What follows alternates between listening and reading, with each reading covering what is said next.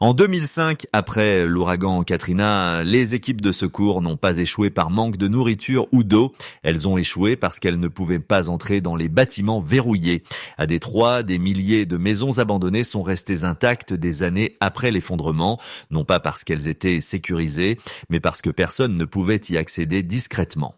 À Mariupol, des blocs entiers de ravitaillement sont restés intacts derrière de simples portes, tandis que des gens mouraient de froid dehors. L'histoire est claire. Dans une ville morte, la différence entre la survie et la mort est rarement ce que vous transportez. C'est de savoir si vous pouvez franchir une limite verrouillée. Quand le réseau électrique s'éteint et que les forces de l'ordre disparaissent, les portes ne cessent pas d'être importantes. Elles sont plus importantes que jamais. Une porte verrouillée devient un mur entre les calories et la famine, la chaleur et l'hypothermie, l'abri et l'exposition. La plupart des gens meurent du mauvais côté, convaincus que la force brute, la panique ou la chance résoudront d'une manière ou d'une autre le problème. Ce ne sera pas le cas. L'ancien monde qualifiait certains outils de criminels. Le nouveau monde ne se soucie pas des étiquettes, il ne compte que les résultats. Certains dispositifs ouvrent les portes rapidement, certains les ouvrent silencieusement. Certains les ouvrent de manière qui attire les prédateurs, des prédateurs humains, et certains outils ne ressemblent pas du tout à des outils, mais surpassent tout le reste combiné. Ceci n'est pas un tutoriel, ce n'est pas un encouragement, c'est une analyse froide de la réalité. Vous entendrez les noms de 5 outils urbains interdits, et plus important encore, vous comprendrez pourquoi chacun fonctionne quand il échoue, et comment utiliser le mauvais au mauvais moment vous transforme en fusée éclairante dans une ville pleine de chasseurs, parce que dans une ville morte, chaque porte est un test, non pas de force, mais de jugement. Les coupes-boulons sont le premier outil interdit auquel les gens pensent et peuvent bataillon, et cela seul vous dit déjà à quel point ils sont dangereux. Dans l'ancien monde, ils étaient associés au vol. Dans une ville morte, ils sont associés à l'accès. Chaînes sur les portails, cadenas sur les locaux de stockage, portes sécurisées par fil, trappes de toit, antivol de vélo, issues de secours. L'infrastructure urbaine est saturée de métal fin conçu pour signaler la sécurité, pas pour résister à la force. Les coupes-boulons existent dans un seul but, convertir cette illusion en une ouverture en quelques secondes. Du point de vue de la physique, la logique est brutale et simple. La plupart des serrures urbaines reposent sur une résistance à la traction concentrée dans de petites sections transversales. Les chaînes semblent intimidantes parce qu'elles sont visibles, non parce qu'elles sont solides. Un coupe-boulon à long manche multiplie la force humaine au point où l'acier cède silencieusement et de manière prévisible. C'est pourquoi ces outils sont omniprésents dans les images de récupération post-effondrement. Ils fonctionnent et ils fonctionnent vite. Mais la vitesse n'est pas l'avantage le plus important. La vraie valeur des coupes-boulons est la certitude. Vous ne négociez pas avec le matériau. Vous ne comptez pas sur la motricité fine. Vous ne pariez pas sur la patience. Vous appliquez une force et la barrière disparaît. Pour des humains épuisés, transit froid et souffrant de carences caloriques, la certitude procure un sentiment de sécurité. Ce sentiment est un piège. Les coupes-boulons laissent des marques.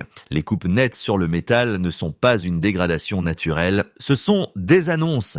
Quiconque arrive plus tard sait qu'un humain est passé par là récemment et avait la force, les outils et l'intention de s'introduire.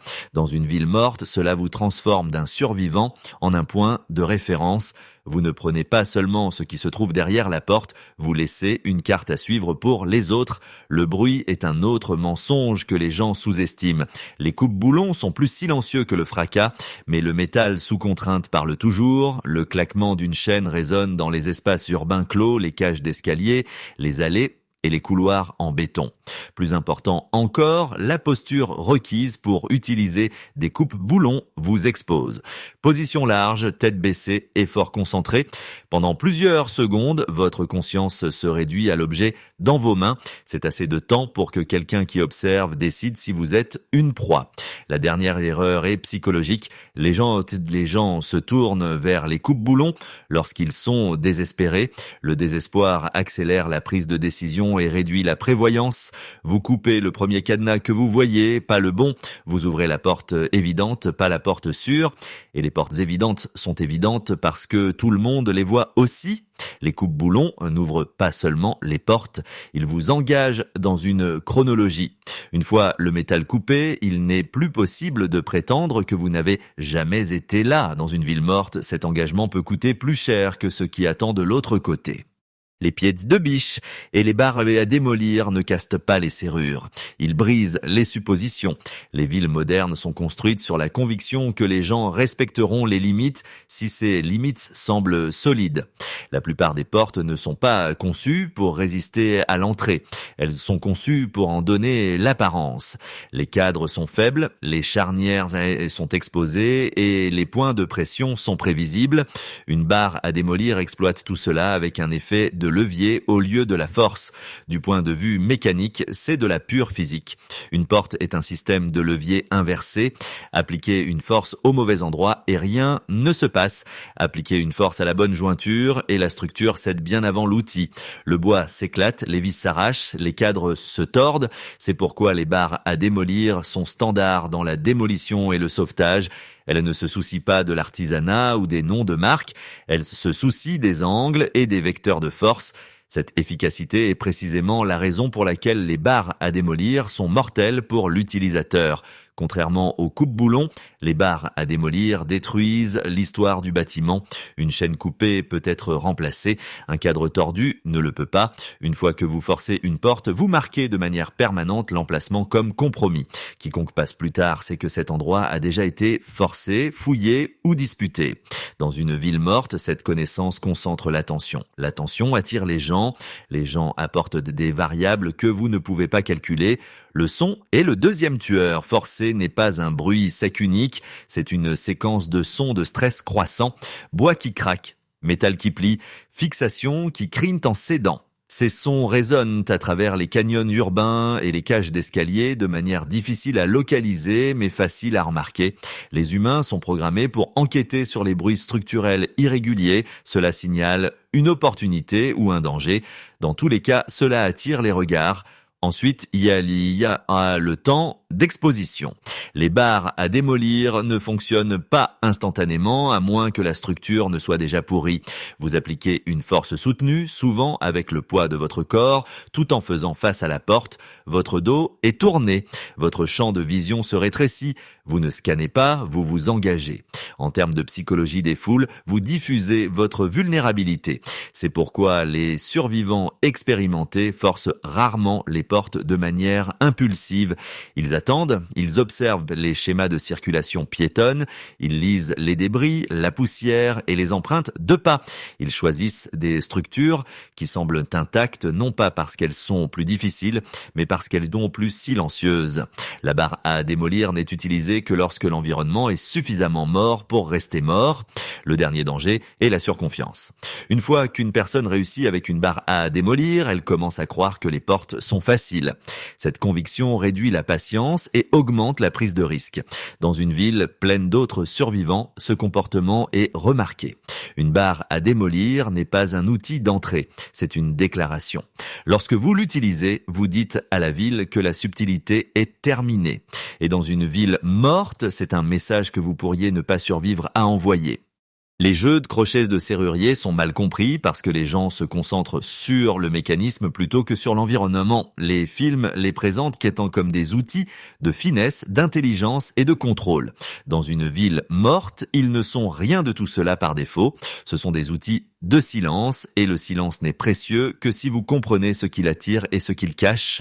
Du point de vue structurel, la plupart des portes urbaines sont encore mécaniquement faibles. La serrure est la seule véritable barrière. Lorsque vous la contournez sans dommage, vous préservez l'illusion que rien ne s'est passé. Cette illusion est puissante. Une porte intacte repousse la curiosité. Les humains sont des lecteurs de schémas. Ils enquêtent sur la perturbation, pas sur la normalité. Une porte verrouillée qui s'ouvre et se ferme proprement efface votre présence de la chronologie de la ville. C'est pourquoi les crochets de serrurier sont considérés comme les plus dangereux de tous les outils d'accès, non pas parce qu'ils échouent, mais parce qu'ils réussissent trop bien. Leur utilisation nécessite une motricité fine sous stress. sous stress, et le stress est inévitable dans des conditions d'effondrement. Le froid raidit les doigts, la faim réduit la précision, l'adrénaline détruit la patience. Vos mains tremblent non pas parce que vous êtes inexpérimenté, mais parce que votre biologie privilégie la survie, pas la dextérité. Chaque seconde que vous passez à travailler une serrure est une seconde où votre conscience se réduit à des millimètres de métal au lieu de mètres d'espace autour de vous. Le silence crée son propre piège psychologique. Quand rien ne se brise et rien ne claque, votre cerveau se détend. Vous commencez à croire que vous êtes invisible. Cette croyance est mortelle. Dans une ville morte, le silence ne signifie pas la sécurité, il signifie l'incertitude. Les autres survivants ne vous entendent pas, mais ils ne savent pas non plus où vous êtes. Quand vous émergez enfin, vous le faites sans avertissement, souvent dans un espace occupé. Il y a aussi le problème de la fausse confiance. Le succès du crochetage enseigne la répétition. Si une porte s'ouvre proprement, la suivante doit le faire aussi. Cette logique ignore la variance. La qualité des serrures varie énormément. L'usure, la corrosion, le désalignement et les dommages internes changent tout. Une serrure qui résiste plus longtemps que prévu ne fait pas que vous ralentir, elle vous piège sur place. Vous hésitez à abandonner la tentative parce que vous avez déjà investi du temps. Cette hésitation aggrave le risque. Le danger le plus souvent négligé est à la charge cognitive. Le crochetage exige de compter les goupilles, de lire les retours, de maintenir la tension, tout en écoutant, en scannant et en gérant la peur. Le multitâche dans des conditions d'effondrement se dégrade plus rapidement que les gens ne s'y attendent. Le cerveau humain sous stress de survie privilégie la détection des menaces et non les énigmes mécaniques. Lorsqu'il est forcé de faire les deux, il ne fait bien ni l'un ni l'autre. Les survivants expérimentés traitent les crochets de serrurier non pas comme des outils primaires, mais comme des multiplicateurs situationnels. Ils ne sont utilisés que lorsque l'environnement est déjà contrôlé, lorsque les chemins de retraite sont clairs et lorsque l'espace intérieur est probablement vide. Le but n'est pas l'entrée, le but est d'effacer l'épreuve d'entrée. Les crochets de serrurier ne pardonnent pas les erreurs, ils n'annoncent pas le danger, ils vous permettent d'y entrer discrètement. Et dans une ville morte, le son le plus dangereux n'est pas le bruit, c'est son absence. Les meuleuses d'angles et les découpeuses portables représentent la philosophie opposée de l'accès. Là où les crochets de serrurier comptent sur la finesse et les pièces de biche exploitent la structure, les meuleuses submergent simplement le matériau. Portes en acier, barres de sécurité, volets roulants, cages cadenassées. Rien dans une ville moderne n'est vraiment conçu pour résister à une puissance de coupe soutenue. D'un point de vue purement mécanique, ces outils sont imbattables. C'est précisément pourquoi ils ne valent presque jamais la peine d'être utilisés. Une meuleuse d'angle convertit l'énergie en bruit, lumière, chaleur et temps. Ces 4 éléments sont des inconvénients dans une ville morte. Le son n'est pas seulement fort, il est distinctif. Un sifflement mécanique à haute fréquence traverse le désordre urbain et résonne de manière imprévisible à travers les couloirs en béton, les cages d'escalier et les espaces souterrains. Les humains le reconnaissent instantanément parce qu'il n'appartient pas à la dégradation naturelle. Il signale une activité, une intention et une opportunité. La lumière est la deuxième trahison. Les étincelles sont visibles bien au-delà du site de travail, surtout dans des conditions de faible luminosité où les survivants opèrent le plus souvent.